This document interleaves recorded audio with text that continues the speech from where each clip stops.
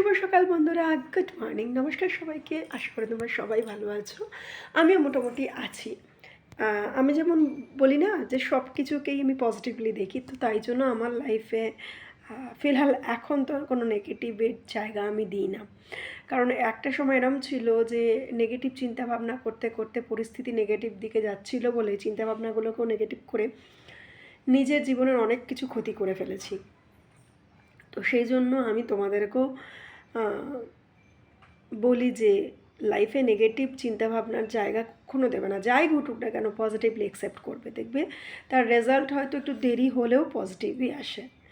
যাই হোক, সকাল সকাল এত জ্ঞান দেবো না, আমি জানি তোমরা অনেক বেশি বোঝো, অনেক বেশি জানো, কিন্তু আমি আমার অভিজ্ঞতাগুলো তোমাদের সাথে ভাগ করে নিই।